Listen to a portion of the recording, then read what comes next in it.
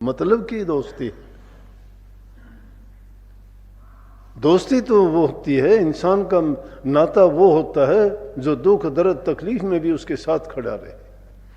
मतलब हुआ तो साथ देते हो, जुड़ जाते हो, मतलब नहीं होता या उसमें कोई हीनता, कोई गरीबी, कोई उसके ऊपर आफत आती है तो उसका साथ छोड़ के भाग जाते हो। ये इंसानियत नहीं। इंसान इंसान का हित करे, उसके दुख दर्द को समझे, उसकी पीड़ा को जाने, उसकी मदद करे। पर उपकार करना, पर हित करना, इससे बढ़ के कोई धर्म नहीं है दुनिया में। ये काम जो नहीं करता है, नाम गुरु से लेता है, उपदेश लेता है, डींग मारता है, मैं अभ्यास करता हूँ, ध्यान करता हूँ या भक्ति करता हूँ, ये कोरी कल्पना की बातें मैं नहीं माना करता। मेरी शिक्षा भी आप सबको यही है कि अपने जीवन को ऐसा पवित्र बनाओ कि दूसरे देखने वाले भी ये कहें कि लेकिन इतबार नहीं हमारा, ना हमारे खुद के ऊपर इतबार नहीं है, गुरु पर कैसे इतबार आ जाएगा? न खुद पर इतबार, न गुरु पर इतबार, फिर परमात्मा को कहां से मान लोगे? जो इंसान खुद पर इतबार कर लेगा, गुरु पर करेगा, वो परमात्मा को मान लेगा, और जो उसको मान लेगा तो उसको पाएगा। जिसको हमने माना ही नहीं है, इसीलिए इस संसार के झमेलों में पड़ के अपना जीवन बर्बाद करते हैं। ये खाली शरीर के झिकोड़ने से, ये करने से, ये आडंबर और पाखंड में गिनती हो जाता है। इसीलिए भक्ति, धर्म, गुरु बदनाम हुए, क्योंकि ना गुरु पूरा मिला, ना शिष्य पूरा मिला, तो दोनों के रिश्ते बिगड़ते चले गए। समाज को क्या मिला? जिन लोगों ने सुना देखा, उनके भी मनों में एक खटास पैदा होगी कि ऐसा ही धर्म होता है, ऐसे ही उनके शिष्य होते हैं, यही गुरु होते हैं। सच्चा गुरु मिल जाए तो इसलिए जीव का कल्याण हो जाता है। सतगुरु देता है सबको, सतगुरु सबको देता है, लेता ना ही कोई। सबको देता है सतगुरु, लेता कोई नहीं है। सतगुरु क्या देता है? सच्चा ज्ञान देता है।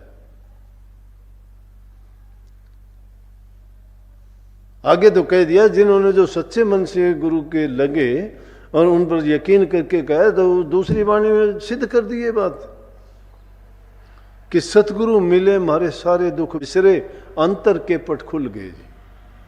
अंतर के पट खुलने का मतलब होता है अंतर में हमें ज्ञान हो गया। बाहर का ज्ञान तो ये हमारी ज्ञान इंद्रियां कर लेती हैं। देखने से आंखें ज्ञान दे देंगी, सुनने से कान दे देंगे, सूंघने से हमें उनका दुर्गंध और सुगंध का पता लग जाएगा, लेकिन अंतर ज्ञान के बिना प्रभु की ज्योति का, उस आत्म शक्ति का और सर्वशक्तिमान प्रभु के बारे में नहीं जान सकते। इसलिए सतगुरु जब मिल जाता है तो वो अंतर के हमारे घट के सारे पर्दे खुल जाते हैं, ज्ञान और विवेक की आंख खुल जाती है हमारी। लेकिन अब तो ज्ञान और विवेक क्या है कि फूटी आंख विवेक की, गिने न संत असंत, जिसके संग 10-20 हरता का नाम महंत। विवेक की आंख ही फूट गई, विवेक अंधा हो गया, किसी में समझ ही नहीं है, जानते ही नहीं है, पक्षधर हो गए सब के सब। ये हमारा गुरु है, ये हमारा धर्म है, ये हमारा नहीं है। विरोध आ गया, ईर्ष्या आ गई, द्वेष आ गया। कौन से नियम और रास्ते पे चलते हैं लोग? भ्रम पैदा होते हैं, भ्रम होती है वहां भ्रांतियां हो जाती हैं, जहां भ्रांति हो जाती है वहां अशांति हो जाती है। तो उन अशांतियों, भ्रांतियों और भ्रमों में जीने के लिए धर्म नहीं है।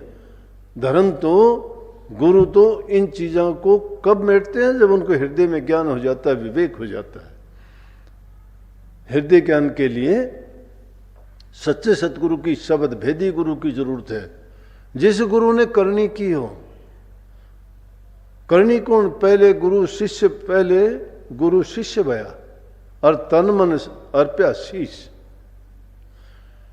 पहले जो गुरु है वो शिष्य बनता है, जो शिष्य नहीं बना वो गुरु कहां से बन जाएगा? और शिष्य बन के भी कैसे हुआ? अपना तन मन और शीश सब कुछ अर्पण कर दिया। तन मन अर्पण करने का मतलब है तन से गुरु की आज्ञा से सेवा की, मन से गुरु की आज्ञा के वचन को मान के कर्म किया, और शीश अर्पण का मतलब है अपनी कोई बात और अपना कोई अहंकार उसने नहीं रखा। जिसने कंप्लीट सरेंडर कर दिया गुरु को,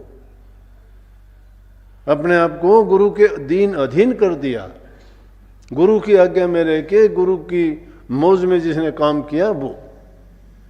तो इसलिए पहले जो गुरु था वो शिष्य, अब शिष्य तो बनते नहीं है, गुरु कैसे बन जाएंगे? वो गुरु बन भी जाएंगे तो क्या करेंगे? फिर तो यही पाखंड पूजा चलेगी, झूठ और हेरा फेरियों की बातें चलेंगी। फिर तो साखी कहानी किससे ही गाएंगे? करनी कहाँ होगी? करनी तो जब होगी करनी खुद की हो, जिसने करनी की नहीं है। और उसके अंतर के पट खुलने से क्या होगा? फिर तो वो अंदर के नज़ारे बताए हैं। कबीर साहब ने वो दर्शाया कि बिन दीपक के वहाँ उजियारा होता है, बिन बादलों के वहाँ बरसात होती है, वहाँ बिना किसी साधन के वहाँ सुरीले शब्द गूंजते हैं।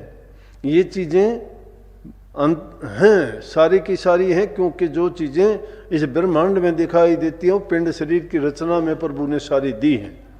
और संतों ने उसका रास्ता बताया है कि बाहर के 9 दरवाजों पर तो कुंडी लगा दो, बंद कर दो इनको।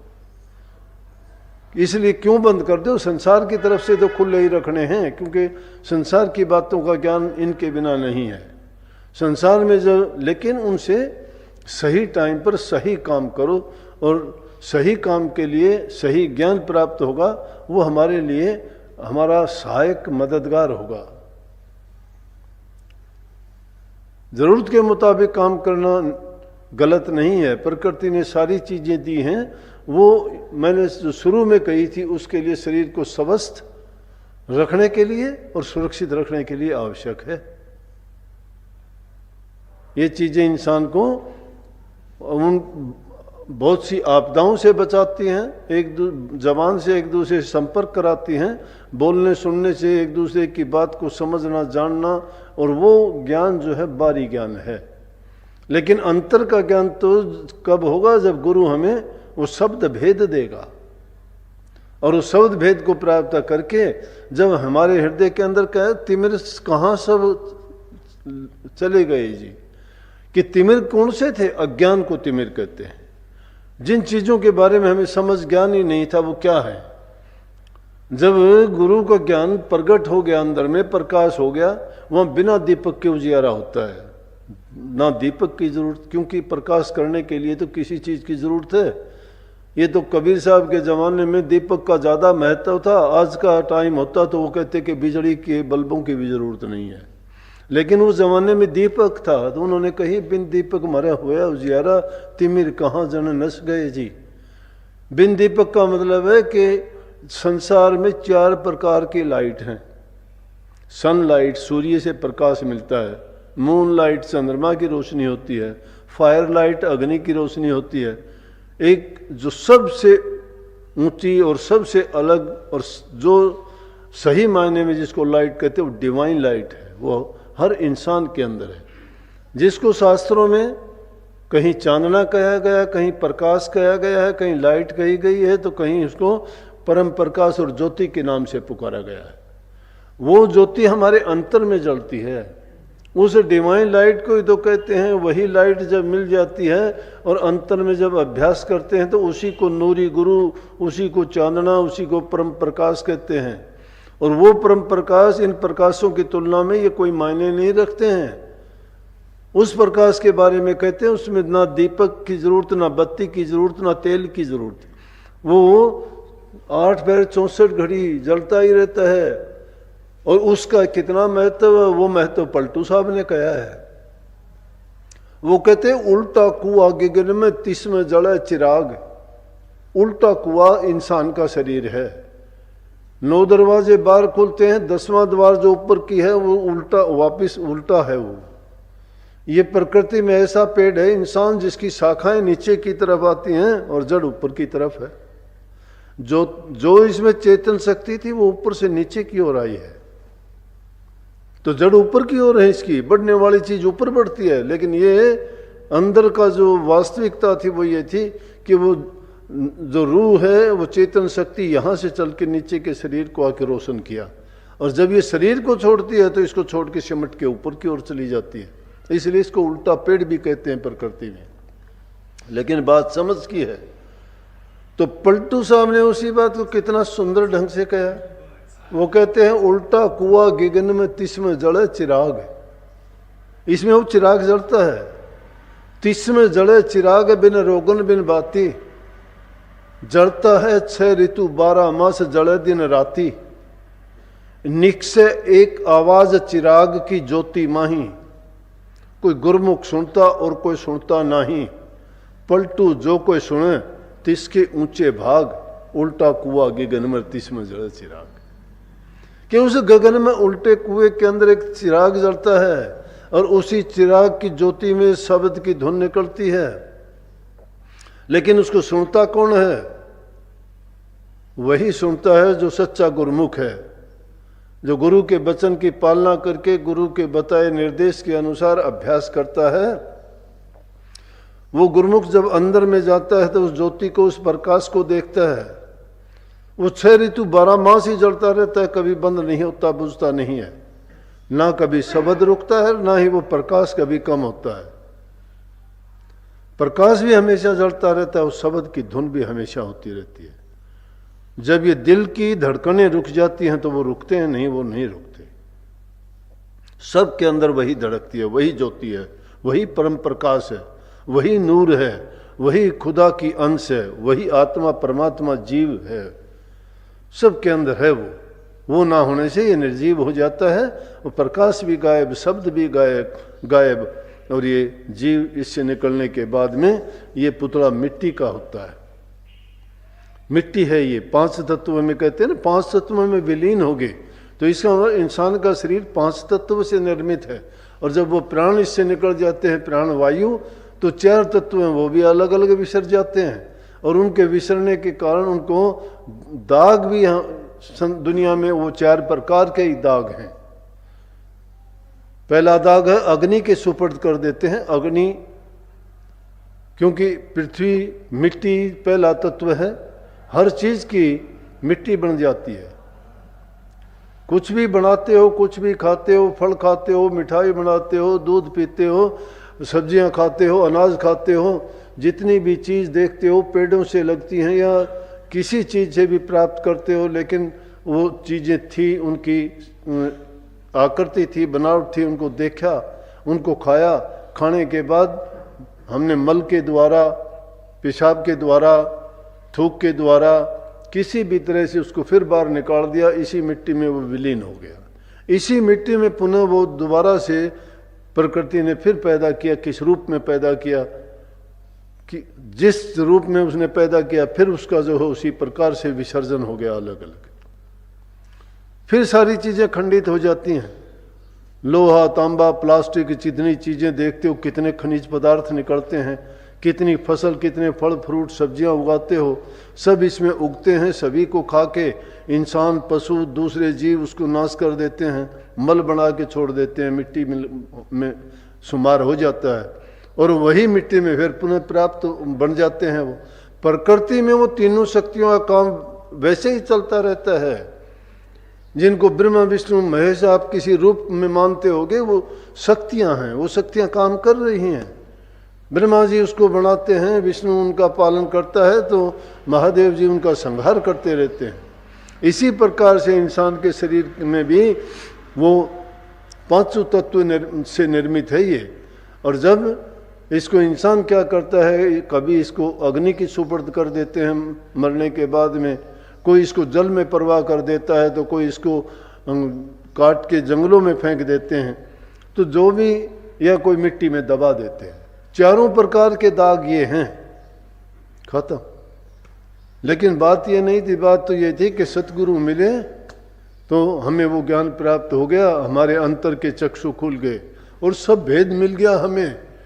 लेकिन सब भेद के साथ में सतगुरु ने सबसे मुख्य करके जो हमें दात बख्शी, वो ये थी कि ए जीव, तुझे ये 84 लाख में घूमने के बाद इंसान का चोला प्राप्त हुआ है, और अब अगर तू किसी महापुरुष की शरण में जाके अगर तूने नाम की दीक्षा लेके नाम की कमाई नहीं की, उस प्रभु को प्राप्त करने का रास्ता नहीं पूछा और अपने जीवन को सफल नहीं बनाया, तो तेरा जीवन व्यर्थ चला जाएगा, फिर तुझे ये मौका नहीं मिलेगा।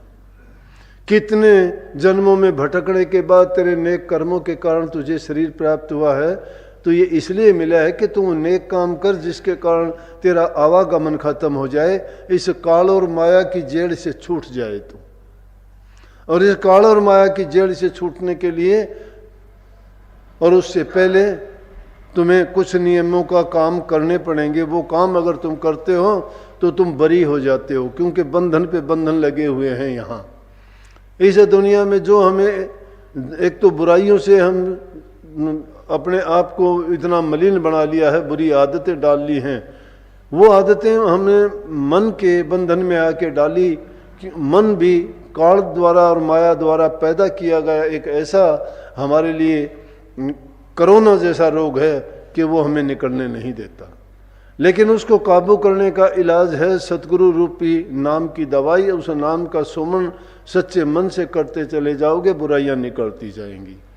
तीनों प्रकार से शुद्ध और पवित्र होने के लिए हमें तन से तो सेवा करनी चाहिए, मन से प्रभु के नाम का सुमन करना चाहिए और धन से नेक काम कर्म करने चाहिए, भूखे गरीब नंगे की मदद करनी चाहिए। इसलिए सबसे पहली शिक्षा यही है कि उन ऊंची बातों की ओर जाने की बजाय उस अंतर्धुन और उस ज्योति को देखने से पहले तुम अपने आप को पाक साफ और पवित्र तो बना लो, इसे योग्य बनाओ आपको, ताकि उस रास्ते पर चल सको। अरे तुम रेल में जाते हो, टिकट लेके जाते हो, बिना टिकट तो वहाँ रोक लेते हैं, बस में जाते हो वहाँ तुम्हें रोक लेते हैं, कहीं भी जाते हो जहाँ कहीं तुम्हें प्रवेश लेना चाहिए वहाँ के लिए तुम्हें चेक करते हैं कि तुम्हें वो योग्यता है या नहीं, नहीं जाने देते, आपको रोक देते हैं। इसीलिए ये योग्यताएं भी जरूरी हैं। उनमें सबसे उत्तम चीज ये है कि प्रभु की बनाई हुई संतान है, उसको तुम अगर खुश कर लेते हो तो उनका पिता तुम्हारे से खुश हो जाएगा। उसकी संतान है, बूढ़े माँ बाप की सेवा करो, सास ससुर की सेवा करो, भूखे गरीब की सहायता करो, दुखी इंसानों को का दुख बटाओ, किसी की अपने मन से निंदा ना करो, बुराई ना करो, दूसरे को कष्ट ना दो, ना मन से दो, ना खोटा वचन बोल के दो और ना शरीर से उनको दुख दो। अगर तुम भला ना कर सको तो कम से कम बुरे रास्ते तो ना जाओ। बुरे रास्ते ना जाओगे तो पापों से बच जाओगे, सजा नहीं मिलेगी, दुख नहीं मिलेंगे, अच्छे इंसान बन के फिर आओगे, फिर कभी महापुरुषों की शरण मिलेगी, शरण पा के फिर नेक कर्म करोगे, जीवन संवर जाएगा। लेकिन अगर खोटे मंदे कर्म कर लिए तो नरकों में जा पड़ोगे, कहाँ फुर्सत मिलेगी। कहीं ऐसी हालत हो जाएगी कि पंगले अंधे लूले लंगड़े बन के पड़े रहोगे, भीख मांगे, बाबा दे दे, बाबा दे दे। क्यों? ये पेट रूपी जो आदमी को लगाई गई है बीमारी, ये पता नहीं क्या का क्या करवा देता है, इंसान से क्या करवा देगा। इसलिए नेक कर्म करो, अच्छे काम करो, बुराइयों से बचो। अच्छे काम करोगे, अच्छा मन होगा, मन में तुम्हें शांति मिलेगी, दूसरे का हित करके तुम्हें भी सुख मिलेगा, अगला भी तुम्हारे से मिलने वाला सुखी होगा। और जहाँ खुशी होती है, प्यार होता है, एक दूसरे का सम्मान करते हो, मीठे वचन बोलते हो, तो तुम्हें ऐसा माहौल मिलेगा जिसमें सब कुछ अच्छा करने का मन चाहेगा। और जहाँ बुराइयाँ होंगी वहाँ तो तुम देखोगे कि दुष्ट आदमी की तो आप शक्ल भी नहीं देखना चाहोगे, क्योंकि एक जैसी चीज को देखोगे उसका विचार तुम्हें देखते ही वही विचार मन में आ जाएंगे। इसलिए महापुरुषों ने कहा, दुष्ट संग ना दिए विधाता, ताते भलकर नरक की भाषा। दुष्टों से तो सतगुरु दूर रखे, उनका तो साया भी अगर गिर जाता है तो भी इंसान के विचार खराब हो जाते हैं। नेक इंसानों के तो दर्शन करने से ही इंसान के विचार शुद्ध और पवित्र हो जाते हैं। जिस प्रकार से जल देखे सूची उपजे, साधु देखे ज्ञान, माया देखे लोभ उपजर, तिरिया देखे काम। जिस प्रकार जल को देखने से शुद्धता का ख्याल आ जाता है, साधु को देखने से ज्ञान की बातें याद आती है, परमात्मा याद आता है, हमारे विचारों में शुद्धता और पवित्र आनी शुरू हो जाती है। माया को देखने से लोभ और लालच हो जाता है, 99 के चक्कर में पड़ जाता है आदमी, 100 करना चाहता है उसको। लेकिन अपने बारे में ज्यादा सोचा करो, दूसरे का बोझ ना उठाया करो। हम तो दुखी इसलिए हैं कि दूसरे सुखी क्यों हैं, हम दुखी इसलिए हैं कि वो ऐसा क्यों है। नहीं, तुम ऐसा करने के लिए, वैसा करने के लिए अच्छा करो। दूसरों की ओर देख के तुम ईर्ष्या पैदा ना करो, तुम अच्छा करने की कोशिश करो, उससे भी अच्छे बन जाओगे। लेकिन अगर तुम बुराइयों में पड़ जाओगे तो कभी भी अच्छे नहीं बन सकोगे। अपनी दृष्टि में शुद्धता और पवित्रता लाने के लिए गुण ग्रही बनो, गुणों को अपनाओ और अवगुणों को त्यागो, जीवन में शांति सुख मिलेगा। दाता सतगुरु मालिक गुरु महाराज आपको हर प्रकार से सब गुणों से सुशोभित कर देंगे।